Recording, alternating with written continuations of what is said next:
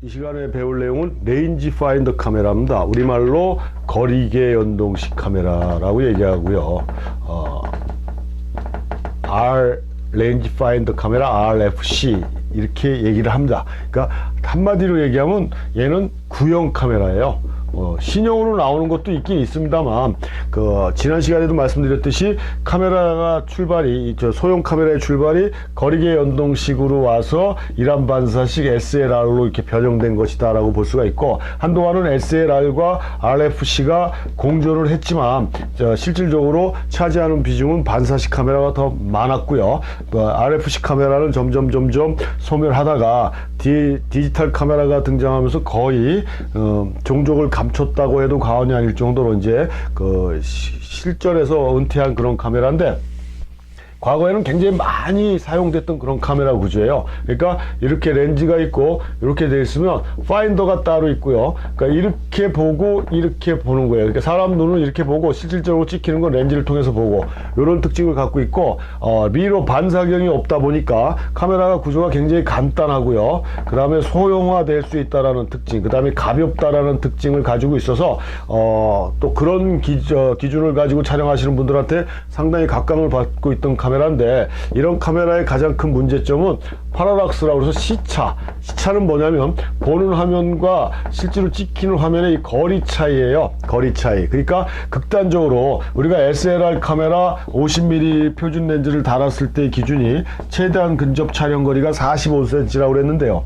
이 RFC 거리계 연동식 카메라의 최대한 근접은 한 90cm, 그러니까 약 1m 정도 떨어져야지, 그 이상 들어가게 되면 이 시차에 의해서 나는 분명히 이렇게 똑바로 파인더를 보고 찍었는데 사람이 밑으로 떨어지든가 뭐 한쪽으로 쏠리든가 하는 식으로 이 구성을 잘못 판단할 수 있다는 얘기입니다. 이게 거리차가 있기 때문에요. 그래서 이게 왜 거리계 연동식이냐고 그러면, 요 파인더하고 요 초점링이 연결이 돼 있어서 초점링을 돌림으로 해서 요 파인더가 초점을 맞춰주는 그런 역할을 합니다. 대부분이 상이 이중으로 보이다가 초점링을 돌리면 상이 하나로 겹쳐지게 돼 있어서 일반 반사식보다는 초점 맞추기가 굉장히 쉬워요.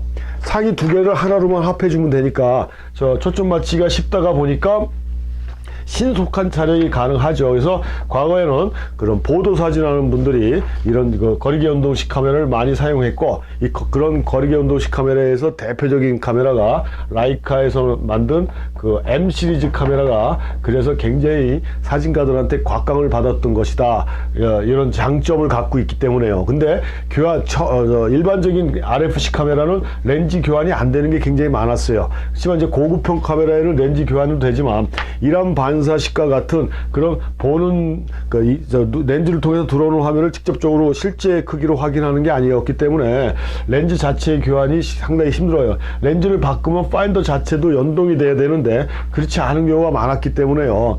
다양한 교환 렌즈나 이런 반사식 카메라처럼 액세서리 사용이 이렇게 폭넓지가 않아 가지고 좀 약간 불편한 점이 있었다라는 그런 단점을 갖고 있고, 또 이 거리계 연동식 RFC 카메라는 우리가 샷다 배웠지만 렌즈 셔터를 채택하고 있는 경우가 많습니다. 그래서 뭐 라이카 같은 경우는 포칼 프레임 셔터를 채택하고 있는 거리계 연동식 카메라도 있지만, 대부분이 렌즈 셔터를 채택하고 있기 때문에 렌즈 셔터 최고의 한계가, 아무리 기술이 발달했다 그래도 지금도 500분의 1초입니다. 그 이상의 하이 스피드를 못 내요. 그러니까 뭐 500분의 1초까지도 해서 못 찍을 사진은 없지만, 이게 뭐냐면 하이 스피드로 올라갈 수 있었다라는 얘기는 그만큼 조리개를 더 많이 개방해서 원하는 아웃 오브 포커스를 만들어 줄 수 있다라는 건데, 이게 한정돼 있다 보니까 아웃 포커스도 어느 정도 한정될 수뿐이 없는 그런 불편한 점이 있다라는 얘기죠. 렌즈 셔터를 쓰다 보니까.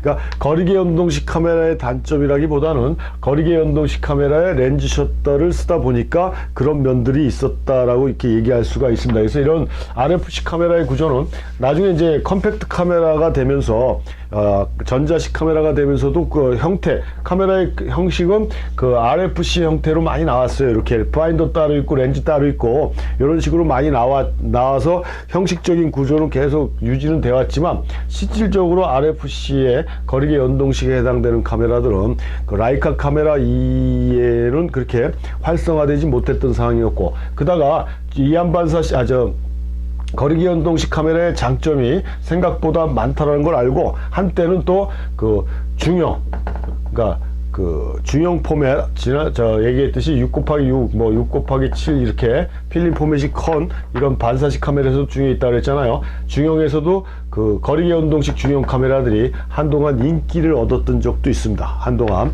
지금은 정확하게 제가 지금도 생산이 되는지는 모르겠지만요. 아무튼 중형에서도 RFC 카메라가 다양한 교환 렌즈를 가지고 그러니까 뭐 반사식 카메라보다는 많지는 않더라도 다양한 교환 렌즈를 가지고 시중에 많이 판매가 됐고 많은 사진가들이 찾았던 그런 카메라가 요 RFC 카메라다라는 식으로 참고적으로만 알고 있으면 되겠습니다.